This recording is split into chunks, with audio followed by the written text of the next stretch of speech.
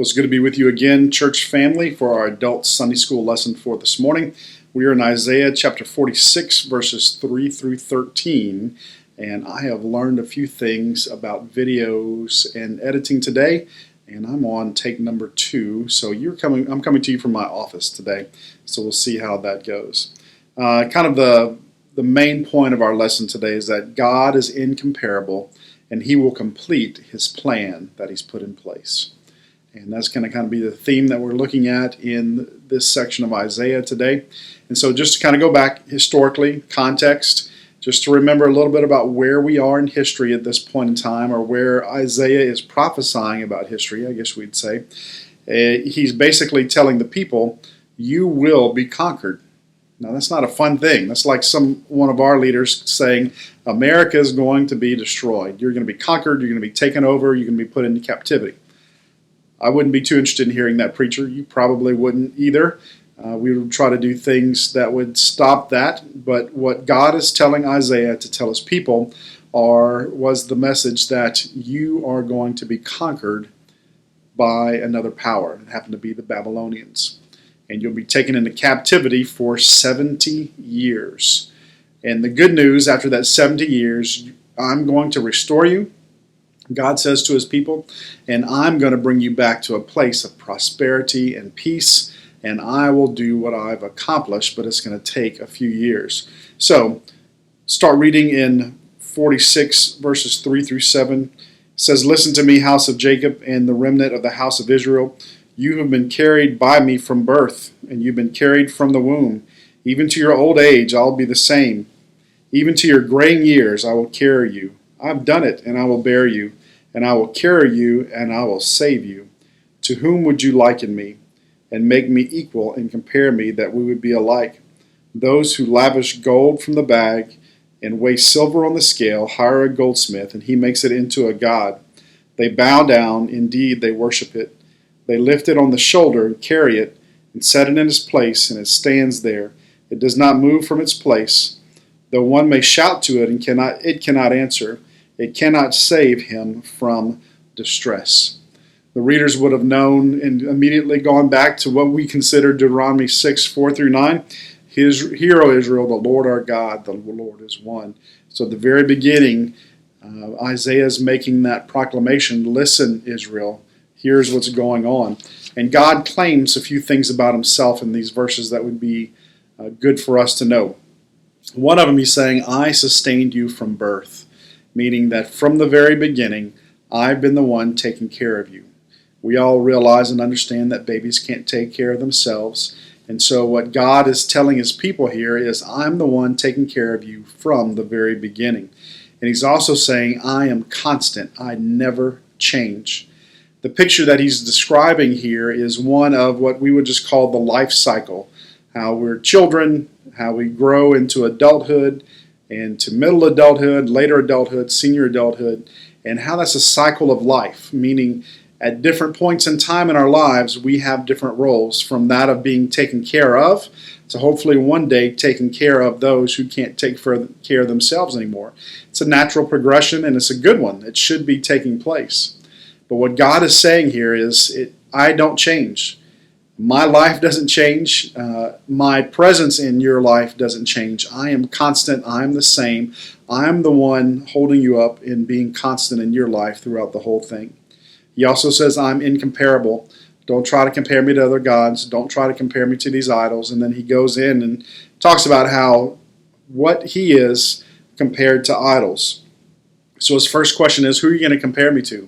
Which one of these idols are you going to compare me to? Which one of these gods, with a little g, will you try to compare me to?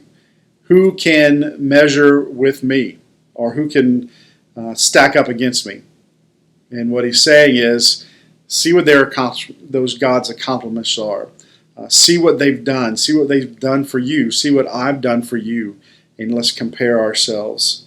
And then he compares himself to gold and silver, meaning, okay, how much gold and how much silver would it take for you to make me? Because he's talking about people being able to make these molten images, or these formed images, where they would go to someone and have them formed, and they would carry them and put them in their homes.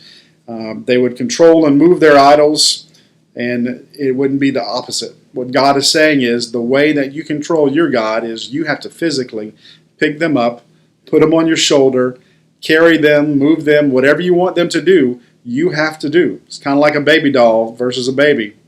A baby doll doesn't do anything apart from the person that's moving it and placing it and playing with it. Whatever they happen to be doing with it is not real, it's still pretend. And so God's telling them the same thing here. God is saying, all that you do with these false gods, I'm the opposite here. It means that they have, I kind of wrote it this way, idols have to be carried versus God who carries his own people. So it's the opposite there. You have to carry those gods and try to worship them and pray to them and whatever it happens to be. It's not going to work. And I'm not like that. I'm the one who carries you. I can't be contained to some kind of symbol, no matter how small or how big that you make it. And he raises the question of whether they were wise to worship that which they had to carry.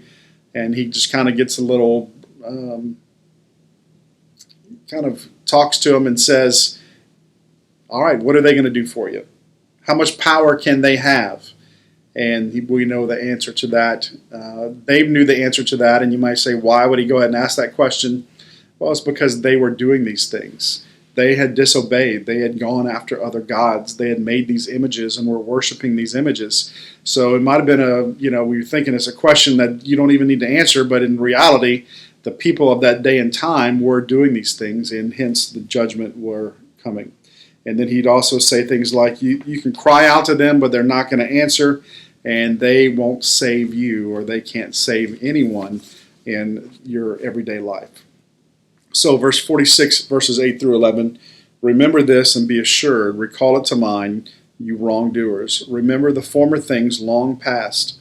For I am God, and there is no other. I am God, and there is no one like me, declaring the end from the beginning, and from the ancient times, things which have not been done, saying, my plan will be established, and I will accomplish all my good pleasure, calling a bird of prey from the east, the man of my purpose from a distant country. Truly I have spoken, truly I will bring it to pass. I have planned it, I will certainly do it.